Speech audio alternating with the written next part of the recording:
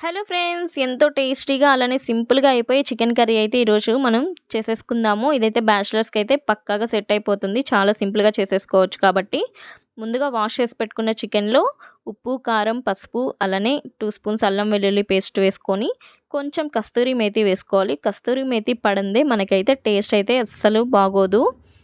So, main కస్తూరి మేతి ఉండాలి. ఆ తర్వాత ఒక హాఫ్ టీ స్పూన్ జీలకర్ర పౌడర్, కొంచెం half teaspoon garam masala ఇవన్నీ వేసుకొని చికెన్ అయితే బాగా మ్యారినేట్ చేసి ఒక 10-15 మినిట్స్ అయితే పక్కన పెట్టుకోవాలి. ఫ్రిడ్జ్‌లో పెట్టుకున్నా పర్లేదు. ఆ తర్వాత ప్యాన్‌లో కొంచెం ఆయిల్ వేసుకొని ఆవాలు, జీలకర్ర, సన్నగా పొడవుగా కట్ చేసుకున్న ఆనియన్స్, కొంచెం పసుపు, అలానే కట్ చేయని పచ్చిమిర్చి కూడా వేసుకోవాలి.